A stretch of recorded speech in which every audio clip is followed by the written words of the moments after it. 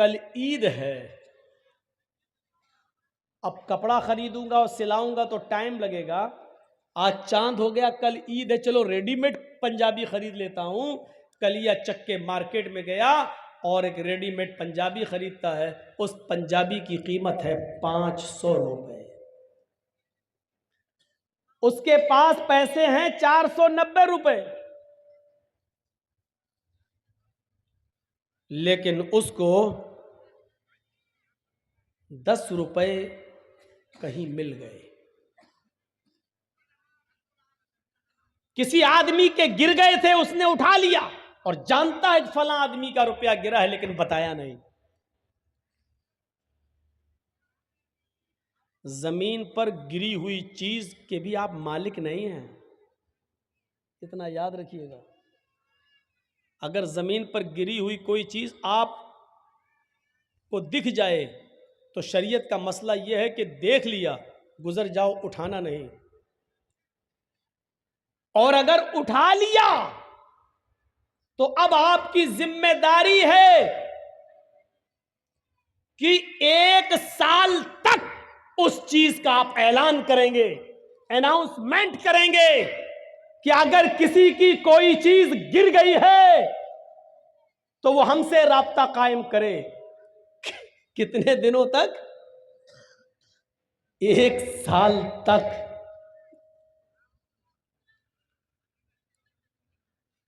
1 साल तक आप उसका अनाउंसमेंट करेंगे, 1 साल तक।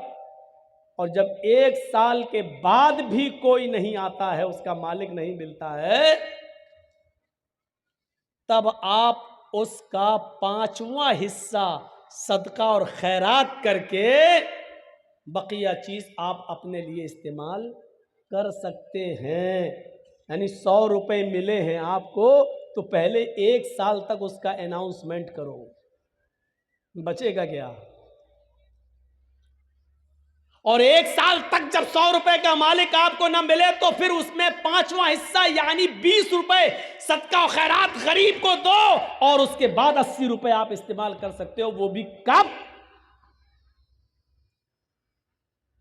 और ये इस्तेमाल करने की इजाजत आपको वो भी इस कंडीशन में मिल रही है क्योंकि आपने 1 साल मेहनत की है। यानी ये 80 रुपए भी आपके लिए तब हलाल हो रहे हैं जब आप 1 साल मेहनत करने के बाद उसके मालिक तक नहीं पहुंचा पाए या उसका मालिक नहीं मिला। तब 10 रुपए आपको मिल गए, लेकिन आपने उसको बताया नहीं जिसका गिरा, चुपके से आपने उठाया और 490 रुपए में 10 रुपए मिलाकर 500 रुपए का पंजाबी आपने खरीद लिया। 490 रुपए हलाल के हैं जो आपने रिक्शा चलाकर मेहनत करके कमाया, लेकिन 10 रुपए आपने उसमें हराम के मिला दिए, पंजाबी आपने खरीद लिया। अब जब तक वो पंजाबी, जब तक वो कुर्ता, जब तक वो कमीज आपके जिस्म पर रहेगी, अल्लाह की कसम ना आपकी कोई फर्ज नमाज कबूल होगी, ना फर्ज रोजा कबूल होगा, ना नफली नमाज कबूल होगी, ना नफली रोजा कबूल होगा। कब तक? जब तक वो पंजाबी आपके जिस्म पर रहेगी।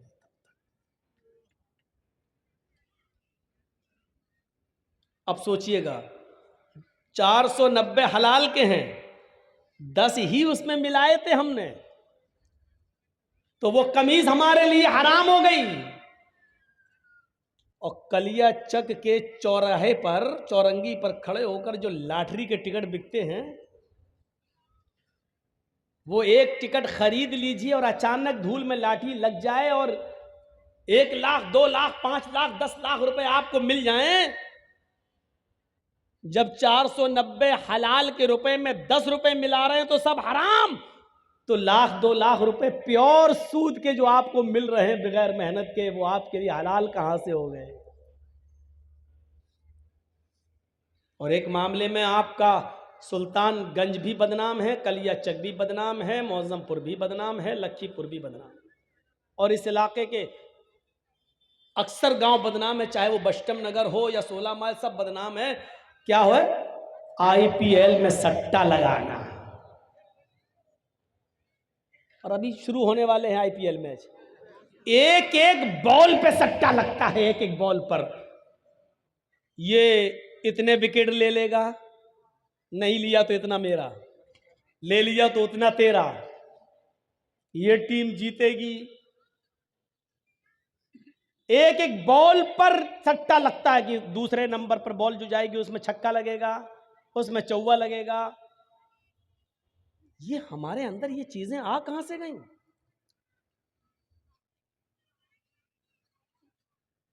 ये तो प्योर हमने लगाया 1,000 रुपया, या तो इधर गया या इधर आया।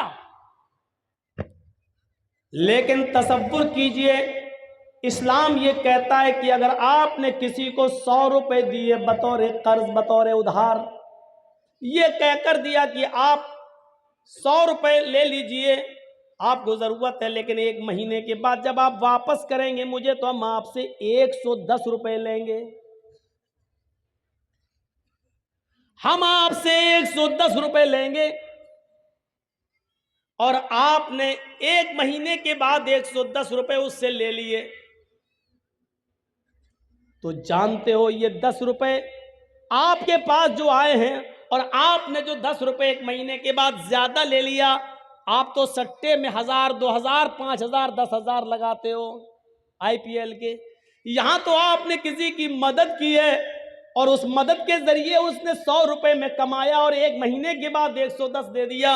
वो 10 रुपए जो आपके पास ज्यादा आ रहे हैं, उस 10 रुपए के बारे में अल्लाह के नबी क्या फरमाते हैं, सुनिए, अपने माजा की रिवायत है, दिरहमु रिबा याकुलुहु रजुलु वहुवा यालम। सूद का और ब्याज का 1 दिरहम खाना, हम तो 10 रुपए ज्यादा बता दिए, 1 रुपया भी सूद और ब्याज का खाना। अब सही आया मैं।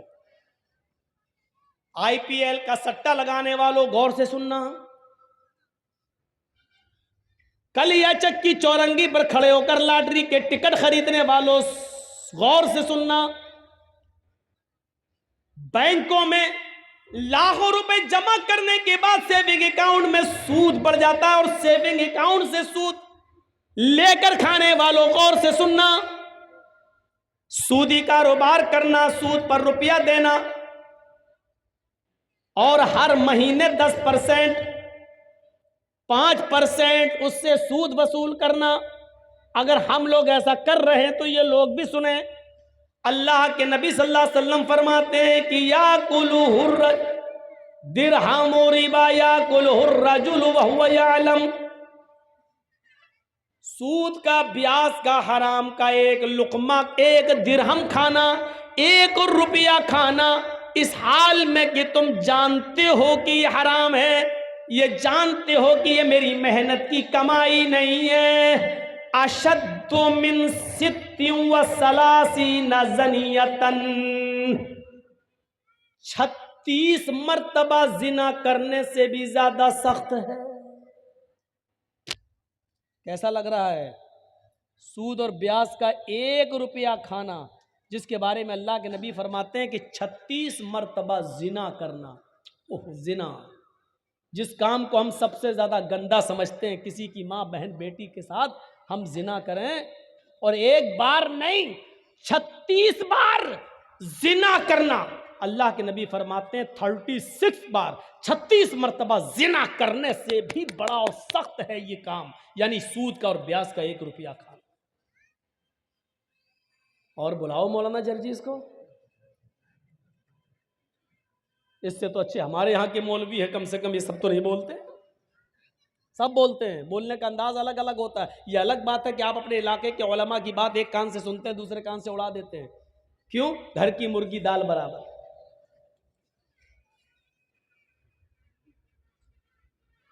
सित्ती व सलासीना ज़नियतन, 36 बार रूह कांप जाएगी, रूह। कहां हैं हम? एक हदीस के अंदर तो यहां तक अल्लाह के नबी सल्लल्लाहु अलैहि वसल्लम ने फरमाया, अर्रिबा इस्नान व सबऊन बाबन, ऐसरुहा अय्यन के हर रजुलु उम्महू। सूद के, ब्याज के, हराम माल खाने के 72 दरवाजे हैं। स्नान 2, सबून 70, 70 और 2 कितने हो गए? 72। अल्लाह के नबी क्या कहते हैं? और रिबा इस्नान व सबऊन बाबन, सूद के और ब्याज खाने के 72 गेट हैं, 72 दरवाजे हैं, 72 गेट्स। देयर आर 72 गेट्स, 72 दरवाजे हैं सूद और ब्याज के।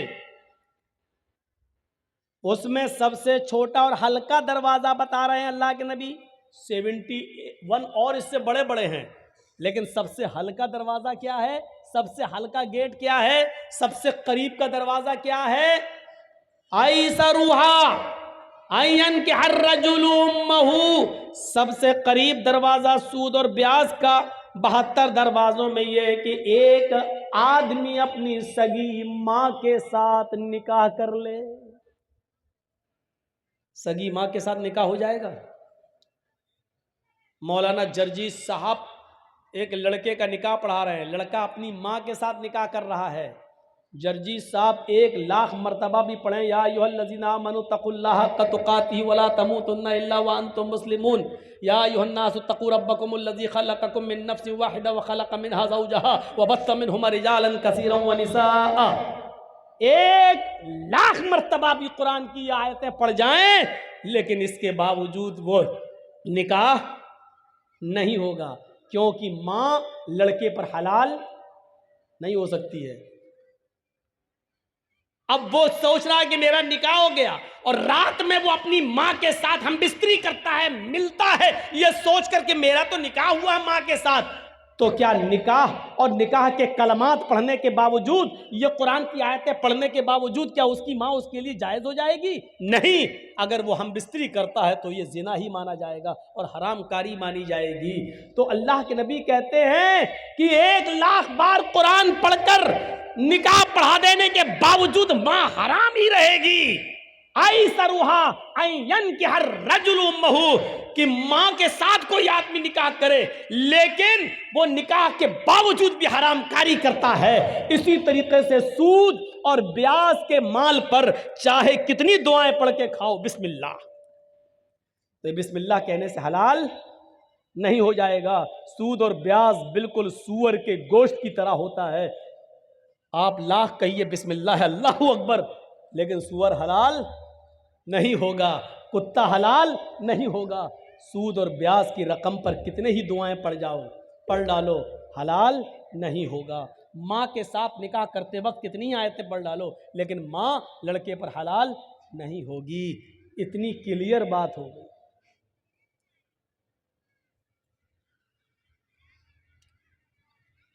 याद करिएगा, या अय्युहल्लज़ीना आमनू तक़ुल्लाह वज़रू मा बक़िया मिनर रिबा। आए ईमानों वालों, जो तुमने माल दिया है असल लागत पर और जो बढ़ गया है उस बढ़े हुए माल को छोड़ दो। वज़रू मा बक़िया मिनर रिबा, अल्लाह से डरो और बढ़ा हुआ माल हर हाल में छोड़ दो, हर हाल में छोड़ दो, उसको किसी भी कीमत पर मत लो। ये कुरान कह रहा है, उसको किसी भी कीमत पर मत लो। फ़इल्लम तफ़अलू फ़अज़नू बिहर्बिन मिनल्लाहि व रसूलिही, अगर तुम बढ़े हुए माल को लेने से नहीं रुकते हो, अगर तुम जायद माल उससे नहीं बचते हो, सूद और ब्याज खाना नहीं छोड़ते हो, फ़अज़नू बिहर्बिन मिनल्लाहि व रसूलिही, तो अल्लाह और उसके रसूल से जंग लड़ने के लिए तैयार हो जाओ, अल्लाह और उसके रसूल से युद्ध लड़ने के लिए तैयार हो जाओ। दुनिया में किसने अपनी माँ का इतना दूध पिया है जो अल्लाह से लड़ सके और उसके रसूल से लड़ सके? दुनिया में ऐसा कौन सा माँ का बेटा है जिसने अपनी माँ का इतना दूध पिया है कि वो अल्लाह रब्बुल आलमीन से जंग कर सके और जीत जाए, अल्लाह रब्बुल आलमीन का मुकाबला कर ले? मेरे प्यारे साथियों, तसव्वुर करो, फ़अज़नू बिहर्बिन मिनल्लाहि व रसूलिही, ये अल्लाह फरमा रहा है, कुरान की आयत है कि सूद खाने वालों, जायद माल खाने से बच जाओ, उसको छोड़ दो, किसी भी कीमत पर उसको अपने ऊपर इस्तेमाल मत करो। वो जो पड़ा हुआ सूद है वो आप ना अपने ऊपर इस्तेमाल कर सकते हैं, ना अपने बीवी बच्चों पर इस्तेमाल कर सकते हैं। अरे उस बड़े हुए सूद को मस्जिद के चंदे में देने में भी इस्तेमाल नहीं कर सकते हो। अगर कोई ये कहे कि दे दो हम मस्जिद की लैट्रीन बना लेंगे, तो बड़ा हुआ सूद मस्जिद के पेशाब खाने और इस्तंजा खाने और लैट्रीन बनाने के भी काम में नहीं आ सकता है। आप बड़े हुए सूद को मस्जिद के लैट्रीन और पेशाब और पायखाने के काम में भी इस्तेमाल नहीं कर सकते हैं, उस चीज में भी नहीं लगा सकते हैं। उस बड़े हुए सूद को आप अगर बैंक से लेते हैं तो जेल के आम कैदियों को जेल से छुड़ाने के लिए आप इस्तेमाल कर सकते हैं, आम शाहराह पर खर्च कर सकते हैं। जैसे कोई रोड है खराब है, उस पर हिंदू मुसलमान सिख ईसाई सब गुजरता है, उससे सबको फायदा होता है, ऐसी जगह पर आप इस्तेमाल कर सकते हैं। लेकिन जो सिर्फ मुसलमान जिससे फायदा उठाए वहां आप इस्तेमाल नहीं कर सकते हैं। अब आप गौर कीजिए, मस्जिद की लैट्रीन और पेशाब और पायखाना तक अगर उस पैसे से नहीं बन सकता और जायज नहीं है, वो माल आप अपनी औलाद को और अपनी बीवी को और अपने बच्चों को खिलाते हो। शर्म आनी चाहिए हमें और आपको, शर्म। ऐसा सब कुछ करने के बाद और हम ये उम्मीद रखें कि कयामत के दिन हमें इसका हिसाब नहीं देना होगा। मालिक यौमिद्दीन, वो कयामत के दिन का मालिक है, एक एक चीज पर नजर रखे हुए है। आप छिपाना चाहोगे तो ये जमीन खुद बोल देगी कि अल्लाह इसने मेरे सीने पर खड़े होकर यहाँ सूद खाया था, ये चौरंगी थी, यहाँ से इसने लॉटरी का टिकट लिया था, आय अल्लाह इसने फला IPL इंडिया और पाकिस्तान की टीम में इतने इतने रुपए इसने सट्टे में लगाए थे। ये जमीन खुद गवाही देगी। इज़ा ज़ुल्ज़िलतिल अर्ज़ु ज़िल्ज़ालहा व अख़रजतिल अर्ज़ु अस्क़ालहा व क़ालल इंसानु मा लहा। जमीन अपने अंदर के सारे सीने को, सारे खजाने को बाहर निकाल देगी। जब जमीन में जलजला पैदा होगा, जब जमीन में भूकंप आएगा, वक़ालल इंसानु मा लहा, और इंसान कहेगा इसको ये क्या हो गया है। यौमइज़िन तुहद्दिसु अख़बारा, उस दिन ये जमीन अपने अंदर के एक एक चीज को बयान करेगी, बोलेगी। ये मत सोचिए कि जमीन कैसे बोलेगी, जमीन तो बेजान है, जमीन तो बेजान है, कैसे बोलेगी। मोबाइल क्या है, जानदार है क्या? मोबाइल बोल रहा है कि नहीं बोल रहा है? रेडियो क्या है, बेजान है कि जानदार? बोल रहा है। टीवी क्या है, जानदार है या बेजान? बेजान, लेकिन बोल रहा है।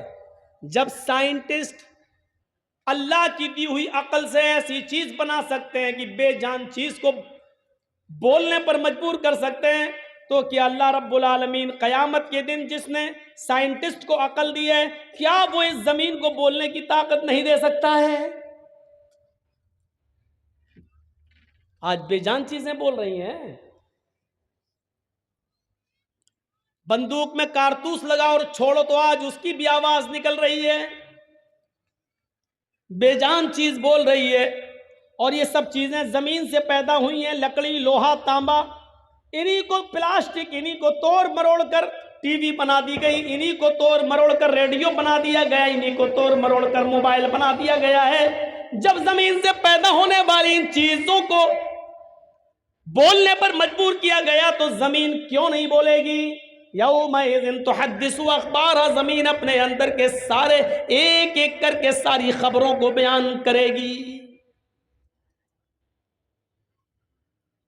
ये सूरत हाल आज हमारी हो गई है। हम सट्टे लगा रहे हैं, हम सूद और ब्याज खा रहे हैं, हम IPL, और ऐसे ही लोग कयामत के दिन सोचिए। बंगाल के किसी जलसे में था मैं, तकरीर खत्म हो गई।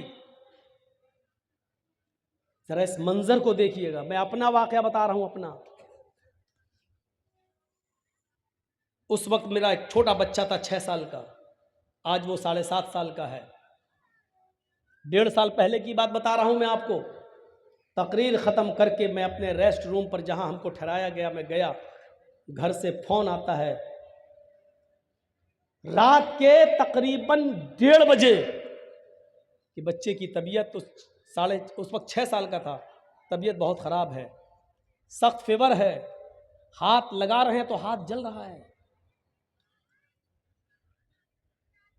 मैंने कहा उसको जल्दी से लेकर निकलो। पड़ोस में आसपास डॉक्टर, लेकिन दरवाजा खोलने के लिए तैयार नहीं रात की तारीकी में। सरकारी हॉस्पिटल में ले जाया गया और मैं यही उत्तर दिनाजपुर के इलाके में,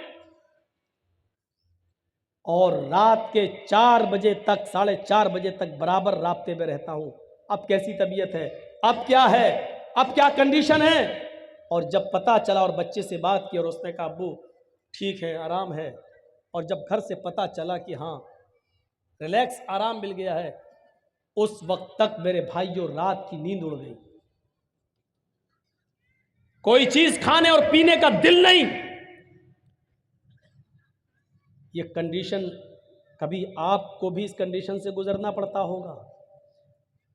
आपका बच्चा अगर रात में पेट के दर्द से कराहने लगे तो आपके रात की नींद उड़ जाती है, और उस वक्त तक आप चैन और सुकून की नींद नहीं सो सकते जब तक कि उस बच्चे के पेट का दर्द बंद ना हो जाए। लोगों ने इस कोरोना काल में अपने बच्चों के दर्द को समझा है। इस बीमारी में उन्होंने अपने और अपने अजीजों को खोया है। वो जानते हैं कि जान की कीमत क्या है।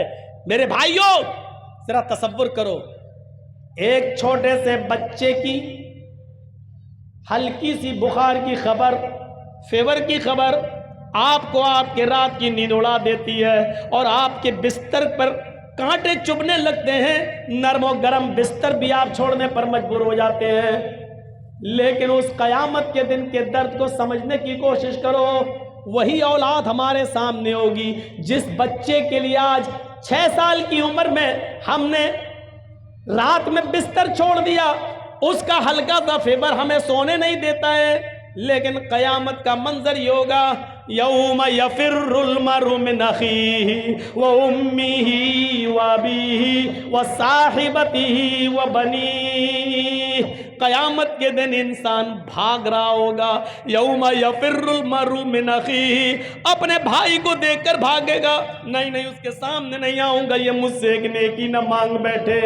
यौम यफिर्रुल मरु मिन अखीही, आदमी अपने भाई को देखकर भागेगा। व उम्मिही व अबीही, अपनी माँ को देखकर भागेगा, अपने बाप को देखकर भागेगा। वो डरेगा, मेरी माँ मुझसे ये न कहने लगी कि बेटा दुनिया में मैंने तुझे अपना दूध पिलाया, पाल पोस कर बड़ा किया, आज तू अपनी माँ को एक नेकी नहीं दे सकता है। ये मेरी माँ मुझसे एक नेकी ना मांग बैठे, मेरा बाप मुझसे कहीं एक नेकी ना मांग बैठे। ऐसा ना हो। यौमा यफिर्रुल मरु मिन अखीही व उम्मिही व अबीही व साहिबतिही व बनीही, इंसान अपनी माँ से भागेगा, अपने बाप से भागेगा, व साहिबतिही, और अपनी बीवी से भी भागेगा। वो बीवी जो सुकून का जरिया होती है। इंसान दिन भर का थका हुआ आता है और अपनी बीवी की आगोश में जाता है तो दिन भर की थकान उसकी उतर जाती है और उसको अपनी बीवी से सुकून मिलता है। लेकिन कयामत के दिन अपनी बीवी को भी देखकर उससे भागेगा। वह साहिबतिही, उसको देखकर भागेगा। वह बनीही, और अपनी औलाद को, अपने बेटों को देखकर भागेगा। वो बेटा जिसका हल्का सा फीवर और पेट का दर्द हमारी रातों की नींद उड़ा देता है, लेकिन कयामत के दिन बाप अपने बेटे को देखकर भागेगा, नहीं नहीं नहीं नहीं नहीं, ये तो मुझे मरवा देगा, एक नेकी मांग ली हम कहां से देंगे। जरा तसव्वुर कीजिए आप, मैंने एक मिसाल जो आपने दी है और आप अपने ऊपर सोच कर और कयास करके जरा तसव्वुर करें, कहां हैं हम, किस पोजीशन में हैं हम। नफ्सा नफ्सी का आलम। हजरत आयशा बयान करती हैं, युहशरुन नासु यौमल क़यामति हुफातन औरातन गुरला। इस हदीस को सुनने के बाद सब कुछ हम भूल जाते हैं, सब कुछ। आपके कलिया चक में फिर भी लड़कियां और औरतें कपड़े कुछ ढंग के पहन लेती हैं थोड़े बहुत, लेकिन जरा मालदा की तरफ चले जाइए, और फिर देख लीजिए ड्रेस 15-20 किलोमीटर की दूरी पर ड्रेस कैसी चेंज होती है। और फिर थोड़ा सा सिल्लीगुड़ी और न्यू जलपाईगुड़ी की तरफ चले जाइए, ड्रेस और बढ़ती जाएगी। कयामत के दिन जब उठेगा आदमी कब्र से तो ड्रेस ही नहीं होगी। लीजिए, युहशरुन्नासु यौमल क़यामती हुफ़ातन औरातन गुरला। कयामत के दिन जब इंसान अपनी कब्रों से उठाए जाएंगे तो इस हाल में उठाए जाएंगे, हुफ़ातन, पैरों में चप्पल नहीं होगी, औरातन, जिस कफन में लपेट कर दफन किए गए थे वो कफन भी उनके ऊपर नहीं होगा, औरातन, पूरे के पूरे नंगे होंगे बरहना।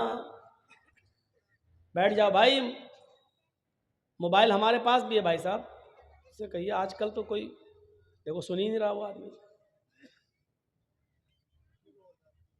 अब बताओ इतनी रात में किसको बात कर रहे होंगे भाई फोन लगा के। हम धोने में बहुत मशहूर हैं, ऐसा धोएंगे कि फिर कभी मोबाइल कान में नहीं लगा पाओगे। इसी में हम बदनाम हैं। और बदनाम है किसमें? हमने उस लड़के को नहीं छोड़ा पाकुड़ में, रात के 1:30 बजे टाइम मिला, वो उठ के जा रहा था तो वैसे वो खेत में था, वो बात कर रहा था मोबाइल पे, से हमारी नज़र पड़ गई उस पर, मोबाइल में बात भी करता जा रहा हूँ, होंठ पे लग के चूमता भी जा रहा। और जलसे में हमने उसको नहीं छोड़ा। मेरे सामने अगर ये सब हरकत करोगे तो भाई फिर बचोगे नहीं। वो देखो देखो वो उठ के भागा बैठ गया। कहाँ जा रहे हो? तेरी तो शादी भी नहीं हुई, तू क्या करेगा घर जाकर? हुफातन, नंगे पैर होंगे, उरातन, नंगे जिस्म होंगे, उनके जिस्मों पर कपड़ा नहीं होगा। गुरलन, कब्रों से जब उठेंगे तो सब के सब बिना खतने के होंगे। कब्रों से जब उठेंगे तो खतना खत्म होगा, बिना खतने। जैसे माँ के पेट से बच्चा पैदा होता है बगैर खतने के, कब्र से लोग ऐसे ही उठेंगे, खतने, बगैर खतने के, उनके खतना नहीं होगा। जब अल्लाह के नबी सल्लल्लाहु अलैहि वसल्लम ये मंजर बयान कर रहे थे तो हजरत आयशा सिद्दीका कहने लगी, आए अल्लाह के नबी सल्लल्लाहु अलैहि वसल्लम, कब्रों से तो मर्द भी उठेंगे औरतें भी उठेंगी, इसलिए कि कब्रों में, कब्रिस्तान में मर्द भी दफन होते हैं और औरतें भी। मर्दों का अलग कब्रिस्तान और औरतों का अलग कब्रिस्तान तो नहीं होता है, कब्रें अलग अलग जरूर होती हैं लेकिन कब्रिस्तान तो एक ही होता है। जब लोग कब्रों से उठेंगे मर्द भी होंगे और औरतें भी होंगी, क्या ये सब एक साथ उठेंगे? अन्निसा अर्रिजालु वन्निसाउ जमीअन, अय अल्लाह के नबी, क्या मर्द और औरतें एक साथ कब्र से उठेंगी? अल्लाह के नबी फरमाते हैं, हाँ आय आयशा, अर्रिजालु वन्निसाउ जमीअन, मर्द भी और औरतें भी दोनों एक साथ उठेंगी, दोनों एक साथ आएंगी, दोनों को एक साथ लाया उठाया जाएगा। हजरत आयशा फरमाती हैं, यंजुरु बाज़ुहुम इला बाज़, आय अल्लाह के नबी, क्या मर्द औरतों को भी देखेंगे और औरतें मर्दों को देखेंगी? क्या जब कब्रों से लोग उठेंगे मर्द भी और औरतें भी, क्या वो दोनों एक दूसरे को देखेंगे? यंजुरु बाज़ुहुम इला बाज़, क्या मर्द औरतों को और औरतें मर्दों को देखेंगी? अल्लाह के नबी फरमाते हैं, हाँ आय आयशा, यंजुरु बाज़ुहुम इला बाज़, हाँ मर्द औरतों को और औरतें मर्दों को देख रही होंगी। हजरत आयशा फरमाती हैं, आय अल्लाह के नबी, तब तो औरतें मारे शर्म के मर जाएंगी, तब तो औरतें, बहुत स्लो स्पीड में बोल रहा हूं ताकि आपको मैं आपके दिमाग तक घुसा सकूं अपनी बात को, तब तो औरतें मारे शर्म के मर जाएंगी जब मर्द उनकी तरफ नजरें उठाकर देखेंगे। आज तो लड़कियां अच्छे कपड़े पहनकर निकले और कोई लड़का उनको ना देखे तो मर जाती है, हट, इसका मतलब हमारे कपड़े खराब है, हमको देखता ही नहीं है कोई। हजरत आयशा कह रही हैं तब तो औरतें मारे शर्म के मर जाएंगी जब मर्द उनकी तरफ नजरें उठा के देखेंगे। अल्लाह के नबी फरमाते हैं अल अम्रु अशद्दु मिन अयहुम्महुम, आयशा कोई मर्द किसी औरत पर और कोई औरत किसी मर्द पर शहवत की नजर डाल ही नहीं सकता, सेक्स की नजर नहीं डालेगा, इसलिए कि हर इंसान को अपनी फिक्र होगी, हर आदमी को अपनी अपनी पड़ी होगी। सूरज 1 मील के फासले पर पसीने में इंसान डूबा होगा, कोई टखने के बराबर, कोई पिंडली के बराबर, कोई घुटने के बराबर, कोई रान के बराबर, कोई कमर के बराबर, कोई सीने के बराबर और कोई उसी में डुबकियां मार रहा होगा। ऐसे हालत में कौन देखेगा किसकी तरफ? बुरी नजर से कौन देखेगा?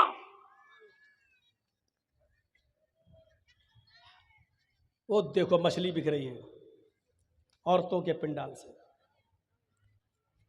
नहीं मान सकती हैं औरतें, इतना नज़दीक आप इनका इंतज़ाम कर देते हैं बेचारी का। 1 साल के बाद तो इनको सुनने का मिलता है। आज तो मौका मिला इनको सैंडल और चप्पल दिखाने का, साड़ी दिखाने का, और ये बेचारी जलसा सुनेंगी।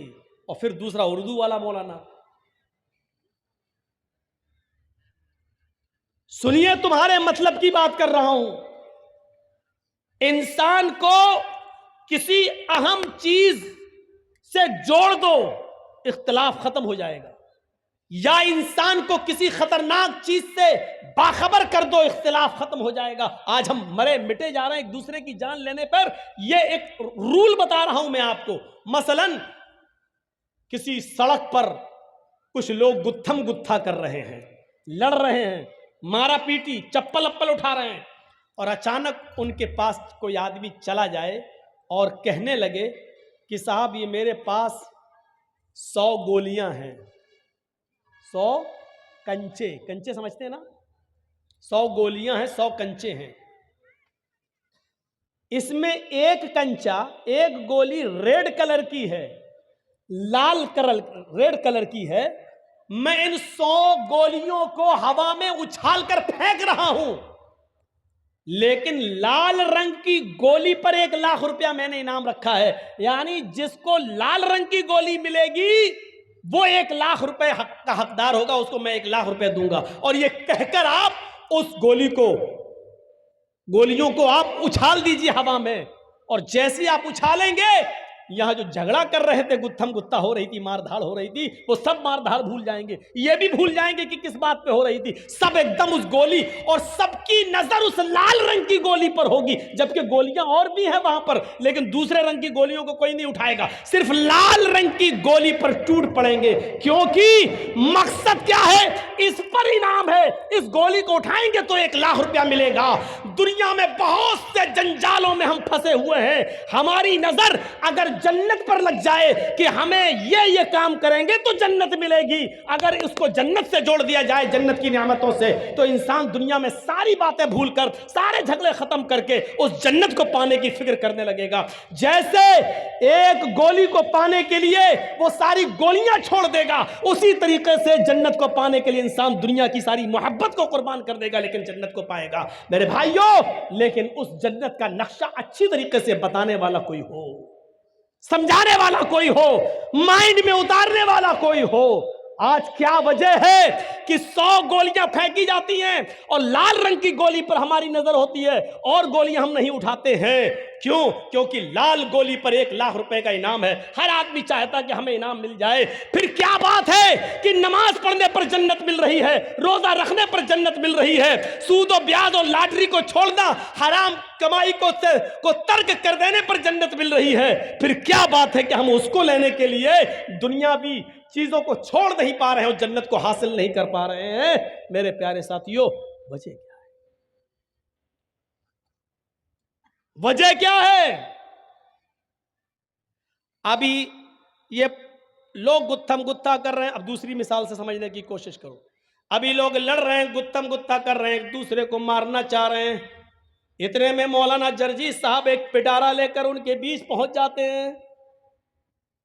कहते सुनो, वो गए चुप, हट, मारा पीटी हो रही है, वो इसके बाल पकड़ रहा है, वो उसको चप्पल मार रहा है। जर्जी साहब ने अपना पिटारा खोल दिया और पिटारे में से एक जहरीला सांप निकलता है और वही कूद जाता है, उछलता है। अब आप ये बताइए कि उस जहरीले सांप को देखकर वो गुत्थम गुत्था करने वाले, लड़ने वाले क्या करेंगे? वो अपनी लड़ाई भूल जाएंगे। अरे जब तुम एक दूसरे को मार ही रहे थे तो सांप भी तो सबको मार नहीं आया है, फिर तुम लड़ाई छोड़ के क्यों भाग रहे हो?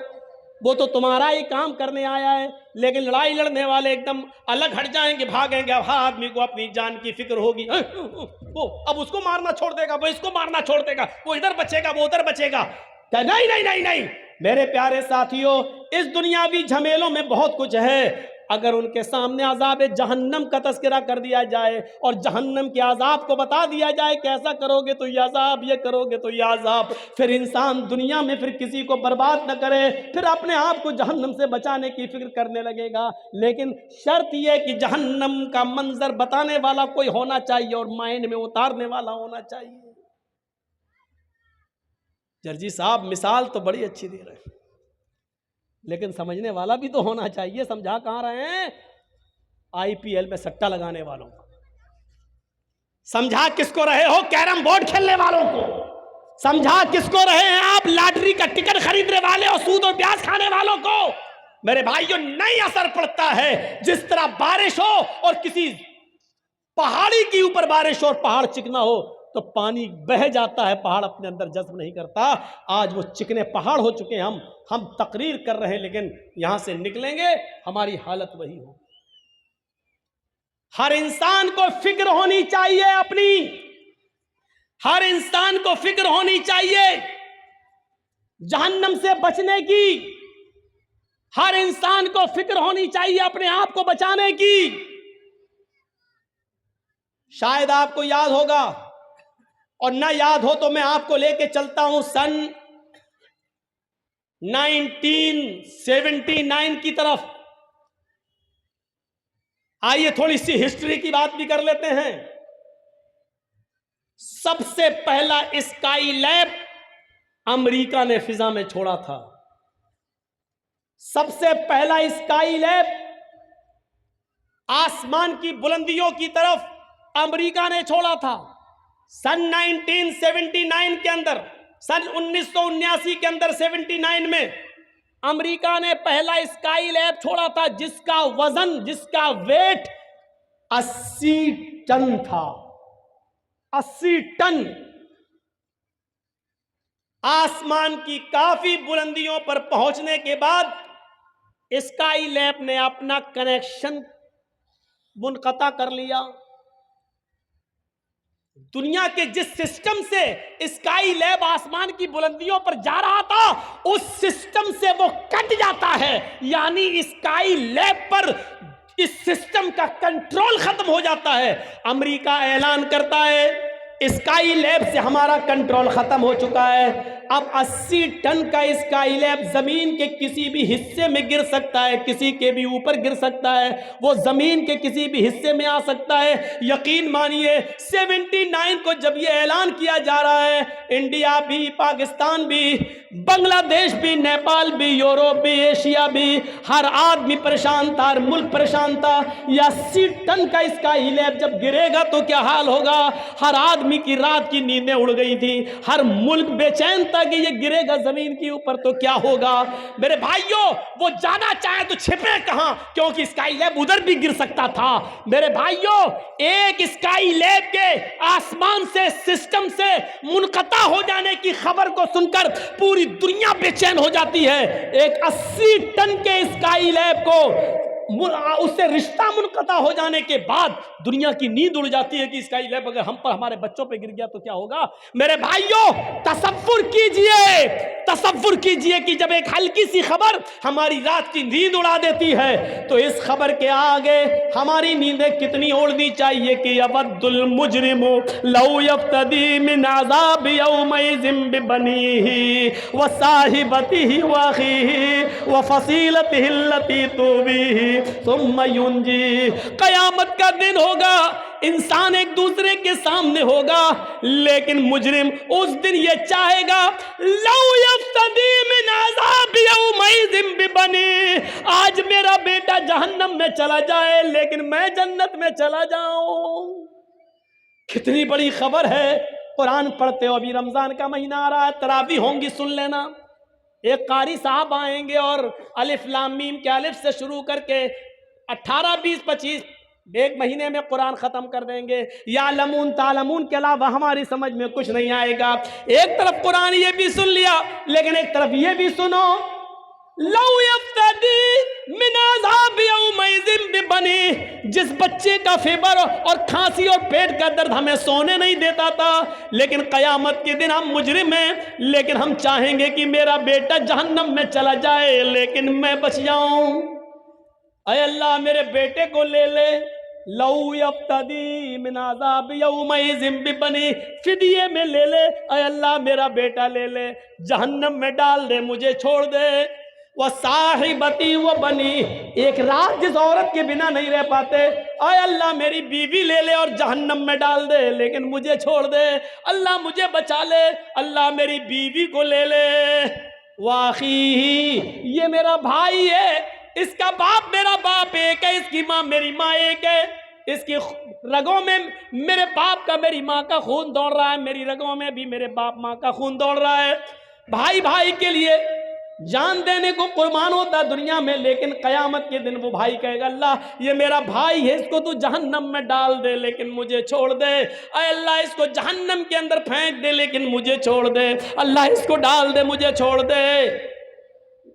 और आगे वाला जुमला, वो फसीलती हिल्लती तुवी, अल्लाह ये मेरा खानदान है, ये मेरे चचा, ये मेरे बाबा, ये मेरे काका, ये मेरे नाना, ये मेरे दादा, अय अल्लाह ये मेरा खानदान है, ये पूरा का पूरा कुंबा, पूरा का पूरा कबीला, पूरा का पूरा गांव, पूरा का पूरा खानदान तू ले ले, इनको जहन्नम में डाल दे।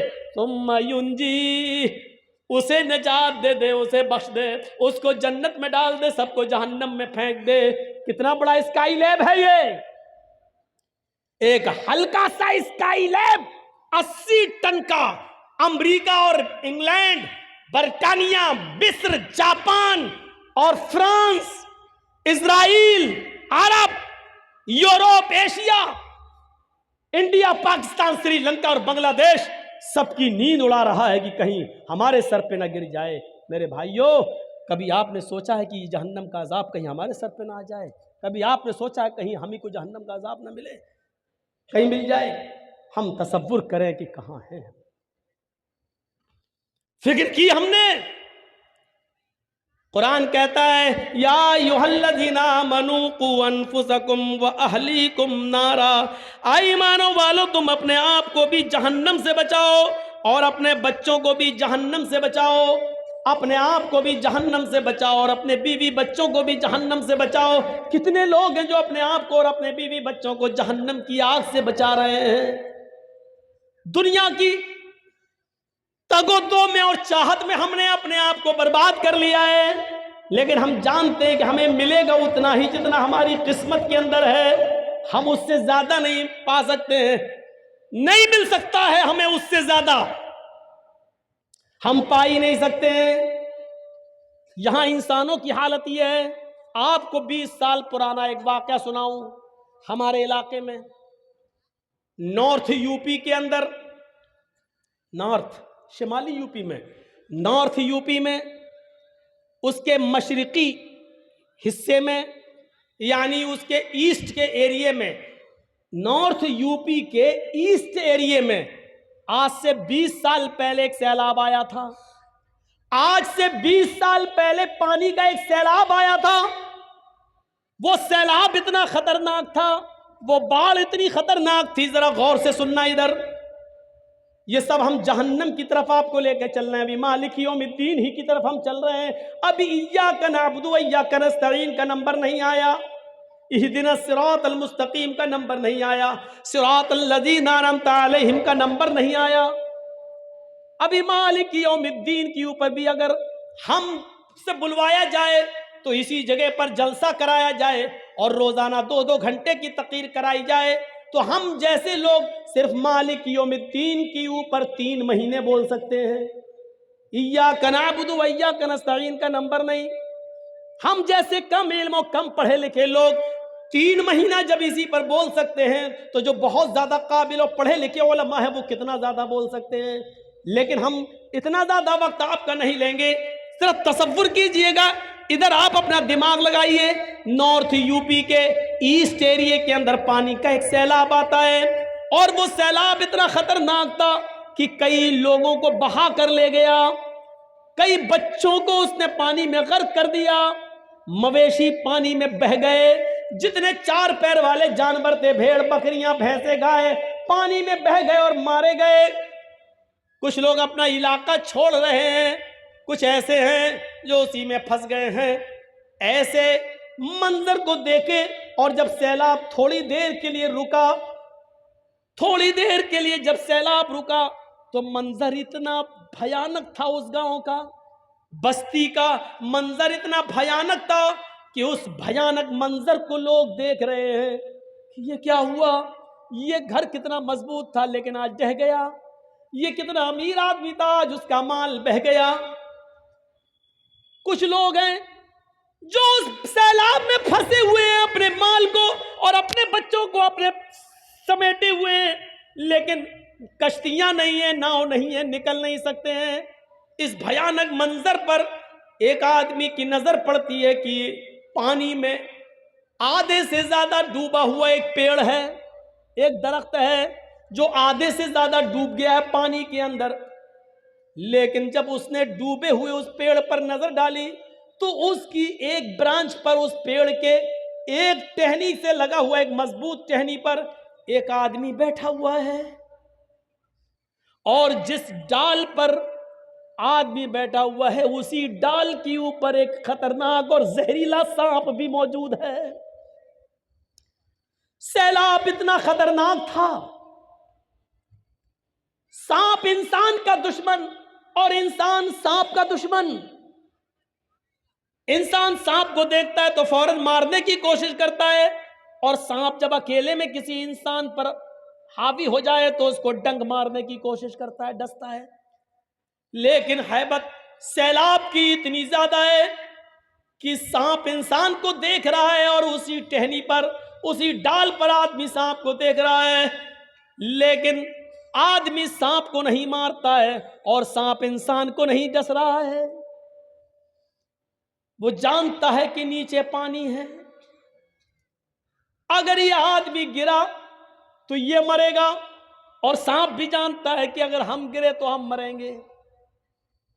इस मंजर को देखकर इंसान न सांप को मार रहा है, न सांप इंसान को मार रहा है। कुछ लोग दूर से इस मंजर को देख रहे हैं। तसव्वुर कीजिए कि सैलाब इतना भयंकर, इतना खतरनाक, और इस मंजर को कुछ लोग दूर से देख रहे हैं।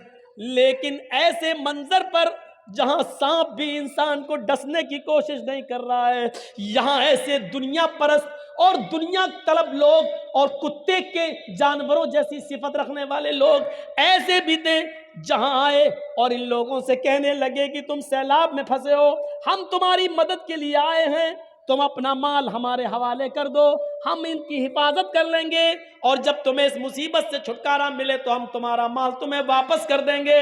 और इन भोले भाले मुसीबत में फंसे हुए लोगों ने अपना सामान, अपना सोना चांदी जो बचा सके थे, उन्होंने इन लोगों के हवाले कर दिया और ये रफू चक्कर हो गए, लेकर भाग गए। गौर कीजिए, उन मजबूर लोगों की मजबूरी का भी फायदा इन लोगों ने उठाया। जहां एक सांप इंसान को डसने की हिम्मत नहीं कर रहा है और जहां एक इंसान सांप को मारने की हिम्मत नहीं कर रहा है, वहां ये इंसान कितना गिर चुका है।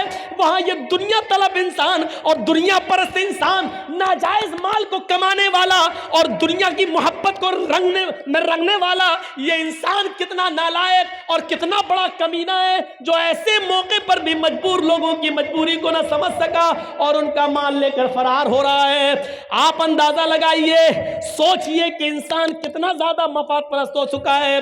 यह सांप से ज्यादा जहरीला हो चुका है। सांप अपने जहर से इंसान को डसना छोड़ रहा है, लेकिन यह कमीना इंसान अपनी कमीनगी इंसान से नहीं छोड़ रहा है। ये सोचिए और तसव्वुर कीजिए कि इंसान कितना गिर चुका है कि एक मौके पर सांप भी इंसान को काटने की जुर्रत नहीं कर रहा है, लेकिन इंसान इंसान को काट रहा है, इंसान इंसान को डस रहा है। और ऐसे मौके पर भी उसका पैसा छीनकर, उसकी दौलत लेकर ये भाग जाते हैं, ये कहकर कि अभी तुम मुसीबत में हो, हमारे हवाले कर दो, जब तुम्हारे मुसीबतों के दिन खत्म होंगे हम तुम्हारे हवाले कर देंगे। और उसके बाद उनका पता नहीं चलता। इस दुनिया की दौलत ने हमें इतना इतना हमें बर्बाद कर दिया, बिल्कुल कुत्ता सिफत इंसान बना दिया। इसीलिए अल्लाह के नबी ने फरमाया, यूशिकुल उमम वन तदा अलैकुम कमा तदा अलकलतु अला क़िसतिहा, तुम्हारे ऊपर एक ऐसा जमाना आ जाएगा, तुम्हारे ऊपर एक ऐसा जमाना आ जाएगा कि जैसे भूखे लोग दस्तरखान के ऊपर टूट पड़ते हैं, उसी तरीके से तमाम लोग तुम्हारे ऊपर टूट पड़ेंगे। सहाबा सल्लल्लाहु अलैहि नबी कह रहे हैं, जैसे भूखे लोग दस्तरखान के ऊपर टूट पड़ते हैं, वैसे ही दुनिया, सारी की सारी दुनिया तुम्हारे ऊपर टूट पड़ेगी। आप देख लीजिए, ये टूटना ही तो है, ये टूटना ही तो है। पेट्रोल 100 के पार, डीजल भी उसी के मुकाबिल, गैस सिलेंडर की कीमत, सरसों के तेल की कीमत, ये सारी कीमतों को आप एक तरफ रखिए, लेकिन इसके बावजूद हम परेशानियां उठा लेंगे, सब कुछ बर्दाश्त कर लेंगे, लेकिन वोट हम उन्हीं को देंगे। ये क्या है? तसल्लुत देखिए। वो जहर घोलने में कामयाब हो गए और सबको एक प्लेटफार्म पर ले आए। हम यही ढूंढते रहे कि हमारा कौन है, हमारी आवाज कौन उठा रहा है, हमें हक कौन दिला रहा है। तुम हक की बात कर रहे हो, अपना वजूद बचाने की फिक्र करो। अब तो हम इसी में अभी पड़े हुए हैं। और किसी चैनल वाले ने हमारा इंटरव्यू लिया, कहा कि आप क्या कहना चाहते हैं कि जर्जी साहब, क्या बीजेपी मुसलमानों को बर्बाद कर रही है? मैंने कहा नहीं, बीजेपी मुसलमानों को कभी बर्बाद कर ही नहीं सकती। ये आप गलत सोचते हो कि बीजेपी आ जाएगी हमें बर्बाद कर देगी। नहीं, जिस दिन बीजेपी मुसलमानों को बर्बाद करेगी उस दिन बीजेपी खुद बर्बाद हो जाएगी। ये सोचो, बीजेपी कभी मुसलमानों को बर्बाद नहीं करेगी, क्योंकि जब मुसलमान बर्बाद हो जाएंगे तो फिर वो किसके नाम पर हुकूमत करेगी? वो मुसलमानों को बाकी रखेगी, वो मुसलमानों को बचाएगी, वो मुसलमानों की हिफाजत भी करेगी, क्योंकि इन्हीं को रुस्वा करके, इन्हीं मुसलमानों को बदनाम करके उसको हुकूमत चलाना है। वो मुसलमानों को बर्बाद नहीं करेगी। मुसलमानों को बर्बाद करने के बाद फिर वो हुकूमत किस पर करेगी? उसको हुकूमत में बाकी रहने के लिए मुसलमानों को बाकी रखना जरूरी है। इसलिए आप ये तसव्वुर मत करिए कि हमें बीजेपी बर्बाद कर देगी। नहीं, परेशान करेगी, बर्बाद नहीं करेगी। परेशान करेगी, हवा खड़ा करके तुम्हें इंडिया से निकाला जाएगा, एनआरसी CAA आएगा, ये सिर्फ हवा खड़ा करके आपको परेशान करेगी। देखा नहीं आपने, जितना ही लोगों ने गाय के नाम पर हमको बर्बाद किया, बदनाम किया, गाय गाय गाय गाय। लेकिन आज गूगल पे डालिए और यूट्यूब पे सर्च कीजिए, हिंदुस्तान के अंदर सबसे बड़ा गाय के गोश्त का व्यापारी कौन और गाय को काटने वाला कौन? तो अल्हम्दुलिल्लाह सुम्मा अल्हम्दुलिल्लाह, उसमें किसी मुसलमान का नाम नहीं बल्कि एक बीजेपी के नेता का नाम है।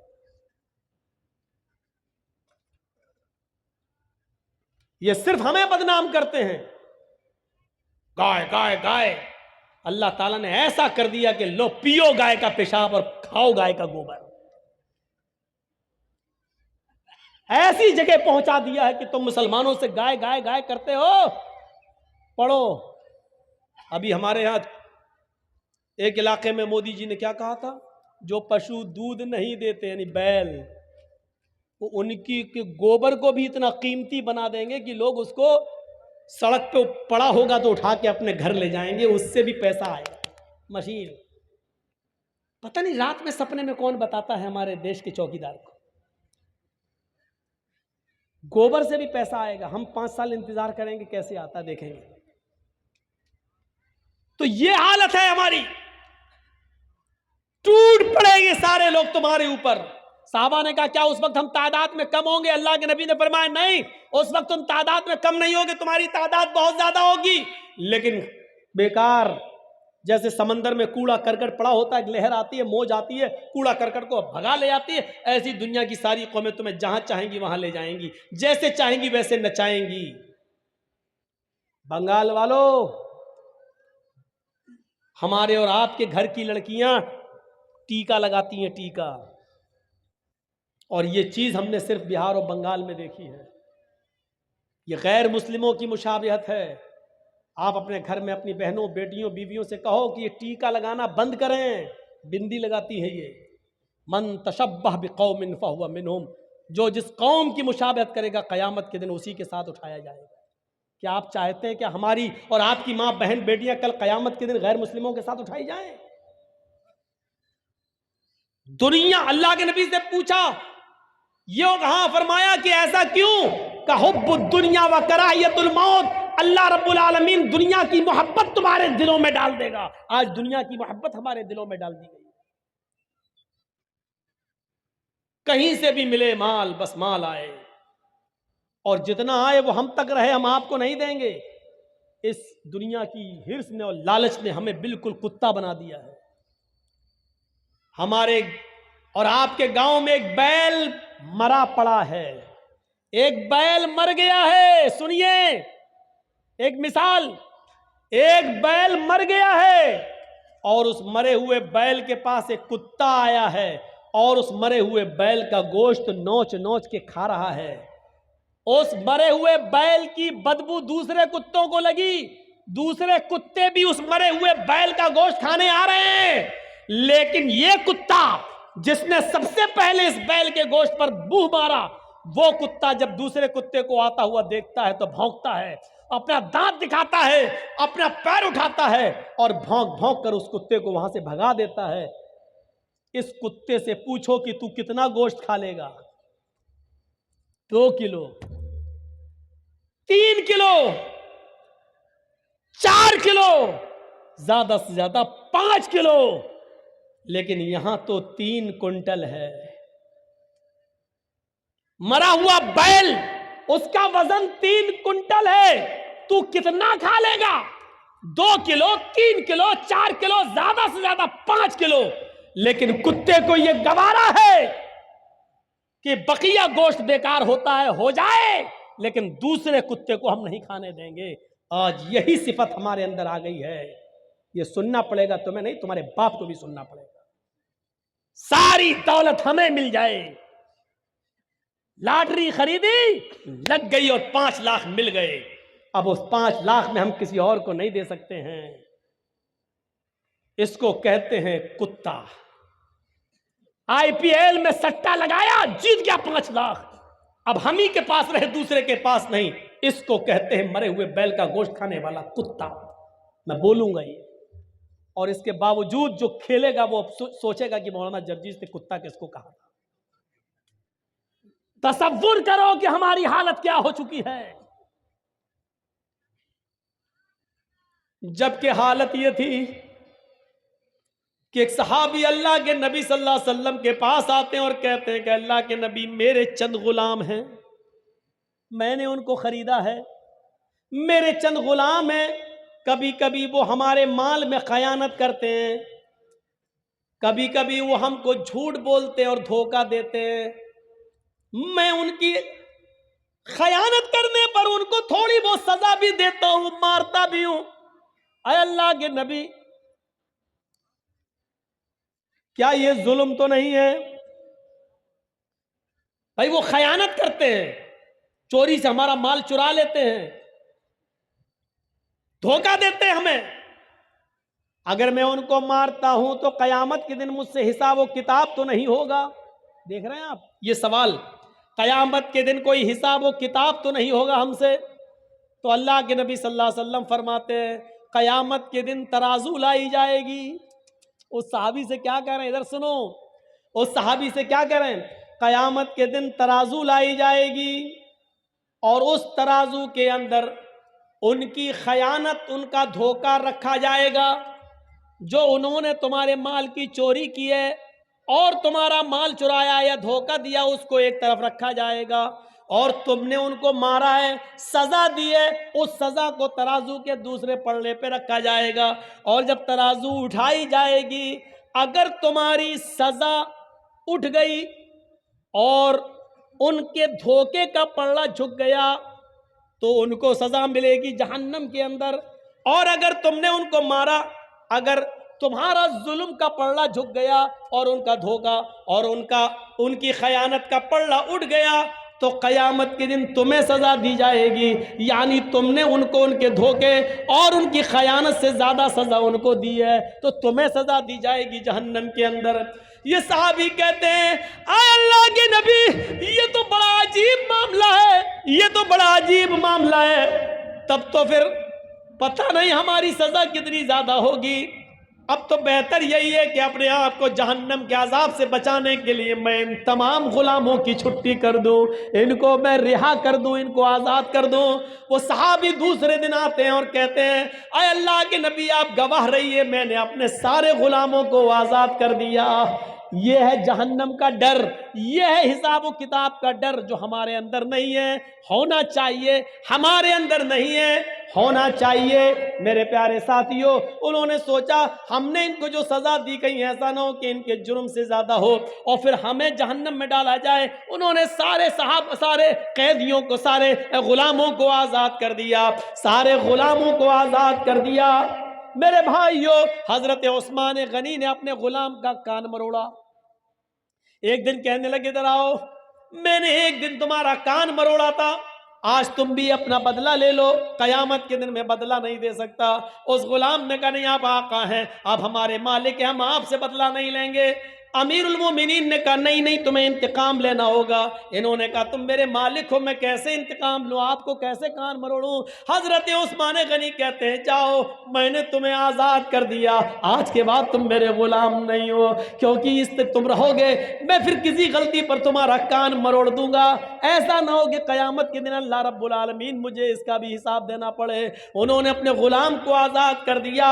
मेरे प्यारे साथियों, एक सहाबी वो थे जो नमाज पढ़ने लगे और नमाज ही के अंदर उनका ख्याल उनके बाग में चला गया। मेरे बाग में कितने खजूरों के पेड़ हैं, ये खजूरों के पेड़, जब खजूर पैदा होंगे तो बाजार में इतने इतने का खजूर बिकेगा, हमें इतना प्रॉफिट होगा। ये पढ़ते गए, ये सोचने लगे और रकात भूल गए, रकात भूल गए। 4 रकात वाली नमाज या तो 3 पढ़ ली या 5 पढ़ ली, भूल गए। वो आए, कहने लगे कि अल्लाह के नबी सल्लल्लाहु अलैहि वसल्लम, ऐसा हो गया है। आपने कहा, हो जाता है, कभी कभी भूल चूक हो जाती है। लेकिन इस सहाबी ने सोचा कि इस बाग की वजह से, जो खजूरों का बाग है, इस बाग की वजह से मेरा दिमाग बट गया है, इसकी पैदावार पे चला गया है। ये बाग रहेगा तो मैं बार बार सोचता रहूंगा और मैं नमाज में भूलता रहूंगा, यानी नमाज में ज्यादा दिमाग नहीं लगेगा, बाग की तरफ दिमाग लगेगा। आते और अल्लाह के नबी से कहते हैं कि अल्लाह के नबी, मैं अपना पूरा का पूरा बाग सदका कर रहा हूँ, खैरात कर रहा हूँ, मैं इस बाग ही को नहीं रखूंगा जो नमाज में डिस्टर्ब करता है, जो बाग को ही को हम अल्लाह के राह में सदका और खैरात कर रहे हैं, इसको गरीबों और मिस्कीनों में इसके फल बांट दो। हमें नहीं चाहिए ऐसा बाग जो कयामत के दिन अल्लाह के सामने हमें इसका जवाब देना पड़े, अल्लाह के सामने उसके जवाब हम दे हो जाएं। ये बाग हमें नहीं चाहिए जो बार बार हमारी रकातों को भुलवा रहा है। मेरे भाइयों, ये थे जहन्नम के अजाब से डरने वाले और कयामत के दिन की फिक्र करने वाले, ये लोग थे हिसाब व किताब से डरने वाले। मालिक यौमिद्दीन, वो कयामत के दिन का पूरा पूरा मालिक है और उस दिन हमें हिसाब व किताब देना होगा उस रब के सामने। 1.25 घंटे की तकरीर के बाद, कल तो मुझे 10:30 बजे टाइम मिल गया, आज मुझे 11:30 पे आपने टाइम दिया, जबकि कहा यह गया था कि 11 बजे दे देंगे, लेकिन फिर भी लेट कर दिया। बंगाल में आमतौर पर जलसे 12 और 12:30 बजे से ज़्यादा नहीं चलते, आज तो फिर भी 1:15 बज गया है। तो मेरे प्यारे साथियों, इससे ज़्यादा जलसा होना भी नहीं चाहिए, लेकिन अभी आप बैठिएगा, जाइएगा नहीं। मैं एक बात और सुना देता हूँ आपको, और वो बात क्या है, तसव्वुर कीजिए कि वो क्या जज्बा था। अल्लाह के नबी सल्लल्लाहु अलैहि वसल्लम कह रहे हैं, कोई है जो 100 ऊंट अल्लाह की राह में दे मैं जमानत देता हूं कि वो जन्नत में जाएगा। उस्मान गनी उठे, कहते हैं कि 100 ऊँट मैं दे रहा हूं। आपने कहा लोगों, उस्मान ने 100 ऊँट दे दिए, उस्मान के अलावा कोई है जो 100 ऊँट और दे? हजरत उस्मान दोबारा उठते हैं कि 100 और दे रहा हूं। आपने कहा लोगों, उस्मान के अलावा कोई और देगा? फिर उस्मान उठे कि मैं 100 और दे रहा हूं। अल्लाह के नबी ने कहा उस्मान तुम 300 दे चुके हो, अब तुमसे नहीं, उस्मान के अलावा कोई और है? फिर उस्मान उठे कि मैं 100 और दे रहा हूं। आपने कहा उस्मान अब बस करो, 400 हो गए, तुमसे नहीं, उस्मान के अलावा कोई और है? फिर उस्मान उठे कि मैं 100 और दे रहा हूं। बार बार दूसरा उठने का नंबर ही नहीं दे रहे, उस्मान ही पहले उठ जाते थे। 7 बार कहा, 7 बार उस्मान ने दिया। अल्लाह के नबी को ही चुप होना पड़ा, ये सोच करके आप मैं जितना कहूंगा यही उठेंगे, दूसरा कोई उठेगा ही नहीं। तो आपने फरमाया लोगों, 700 ऊंट देकर उस्मान ने आज इतना बड़ा नेक काम किया है, इतना बड़ा नेक काम किया है कि अल्लाह ने अभी जिब्रील को भेजकर फरमाया उस्मान से कह दो, मा जर्रा उस्मान, मा जर्रा उस्मान, मा जर्रा उस्मान, मा अमिला बादल यौमी कत्तु। आए उस्मान, आज के बाद अगर तू एक भी नमाज ना पढ़ेगा, एक भी नेक काम नहीं करेगा, फिर भी अल्लाह तुझे जन्नत देकर रहेगा। इतना बड़ा नेक काम, सदका और खैरात का मामला देख रहे हैं, इसी से तो जन्नत मिलती है। मस्जिद नबवी जब बनकर तैयार हुई तो शायद आप ना जानते हो, मैं आपको बताऊं, मस्जिद नबवी बनने के बाद 4 महीने तक अंधेरे में नमाज हुई। सहाबा के पास इतना तेल नहीं था कि वो चिराग जला सके। मगरिब की, ईशा की और फजर की नमाज भी अंधेरे में पढ़ी जाती थी। 4 महीने तक उसमें चिराग नहीं जला। एक दिन अल्लाह के नबी ईशा की नमाज पढ़ाने के लिए जब मस्जिद नबवी में गए तो क्या देखते हैं, रोशनी आ रही है, चिराग जल रहा है। आप जब मस्जिद के अंदर गए तो सारे सहाबा सफ लगाए बैठे हैं, चिराग की रोशनी में सहाबा के चेहरे दिख रहे हैं। आपने पूछा किसने चिराग जलाया? हजरत तमीम दारी उठते हैं, कहते हैं अना या रसूल अल्लाह, मैंने। अल्लाह के नबी, मेरे पास कुछ तेल ज्यादा आ गया था, मेरे घर का खर्चा चल गया, बाकिया तेल में ले आया। अल्लाह के रसूल, आज चिराग जल गया, अब इंशाअल्लाह कई दिन तक चिराग जलता रहेगा, क्योंकि जितना जायद तेल था वो मैंने मस्जिद में लाकर दे दिया।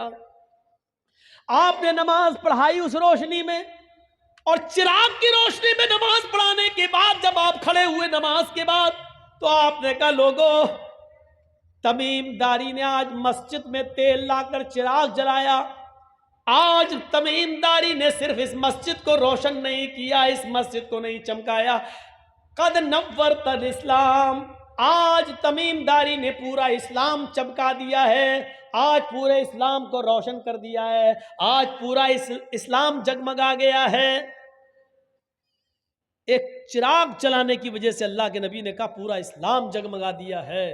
गौर करो कि आपके यहाँ जो मस्जिद बन रही है, जो सहन बिछ रहा है, जो लेंटर पड़ रहा है, इसमें अगर आप ताउन देते हैं तो कितना बड़ा सवाब होगा, कितना बड़ा कार्य खैर है। होना तो ये चाहिए कि जर्जीस साहब ये कहें, है कोई जो पूरा का पूरा खर्चा उठाने के लिए तैयार हो, और एक आदमी उठे और कह दे कि मैं देने के लिए तैयार हूं, और मैं ये कहूं कि अब इनसे नहीं दूसरे से कह रहा हूं, कोई और है जो इतना दे, और फिर वही आदमी उठे और कहे कि मैं और इतना दे रहा हूं। जर्जीस साहब चढ़ाओ नहीं, हम चढ़ने वाले नहीं हैं। हम कहां चढ़ा रहे हैं? हमें मालूम है कि हमारा ईमान वैसा है भी नहीं, हम जानते हैं कि उस तरीके का ईमान है भी नहीं हमारे पास, और हम चढ़ने वाले भी नहीं है। इसलिए मैं किसी एक को मजबूर भी नहीं कर रहा हूं। आपसे मेरी गुजारिश ये है कि अपनी इस्तिताअत के मुताबिक जो दे चुके हैं वो तो दे चुके हैं, लेकिन एक सुल्तानगंज के कॉलेज मोड़ पर रहने वालों और इधर उधर से आने वालों, यकीन मानिए कि मौलवी जर्जीस 2 दिन का जलसा किसी इलाके में नहीं देता है, सिवाय कलियाचक, मौजमपुर, लखीपुर, श्रीरामपुर और सुल्तानगंज के अलावा। हजारों लोगों ने मुझसे 2 दिन का प्रोग्राम मांगा, लेकिन मैं कहीं 2 दिन का कंटिन्यू प्रोग्राम नहीं देता हूं। आप लोगों से मोहब्बत ही मुझे ऐसी मिली है। वो सब हम नहीं बोलेंगे, वो सब हमको हिसाब नहीं आता है, वो आप लोग बोलिएगा। हम जिस तरीके से भाई, हम इस चंदे को सही नहीं मानते हैं कि एक एक आदमी लाए और एक एक के लिए दुआ की जाए, ये तरीका गलत है, माफ़ कीजिएगा। हम इस तरीके से ना किए हैं ना हम कर पाएंगे। हम तो सिर्फ इतना कहेंगे कि आपकी से जो मोहब्बत हमें मिली है, दो दो दिन का, ये हाजी साहब हमारे पास आए, हम पहले इनको एक ही दिन का प्रोग्राम दे रहे थे, जिद करने लगे तो हमने कहा चलो 2 दिन का। सिर्फ इस इलाके में आपका प्यार, आपकी मोहब्बत मुझे 2-2 दिन रहने पर मजबूर करती है। अब आपकी मोहब्बत मैं देखता हूं कि कितनी है मेरे साथ, आप कितनी मोहब्बत करते हैं मुझसे। आपने मौलाना मजहर साहब के हाथ में क्या दिया, काहिर साहब के हाथ में क्या दिया, मैं नहीं जानता। मेरे हाथ में आप कितना देंगे ये मैं देखना चाहता हूं। जो मोहब्बत मुझे है आपसे, वो आपको भी मुझसे है या नहीं, ये मैं देखना चाहता हूं। और मेरे पास दुआ की उम्मीद लेके मत आना, आप दिल में खुद नियत कर लेना किसको सवाब पहुंचाना चाहते हो। आपको आपकी दी हुई रकम पर सवाब मिलेगा। अगर आप बाप की तरफ देना चाहते, बाप को सवाब मिलेगा। माँ के लिए देना चाहते, माँ को सवाब मिलेगा। बीवी की तरफ से देना चाहते, बीवी को सवाब मिलेगा। मेरी दुआ की जरूरत नहीं, आपके नियत की जरूरत है। अल्लाह के नबी के जमाने में कुछ लोग चुपके से दे दिया करते थे ताकि किसी को पता ना चले, तो क्या उनको सवाब नहीं मिलता था? उनको भी सवाब मिलता था। तो आपको का जज्बा देखना है। अब यूट्यूबर वालों अपना मोबाइल हटा लो, नहीं टूट जाएगा, जल्दी से हटा लो। और अब मुझे ये देखना कि आप मेरे हाथ पे क्या लाते हैं।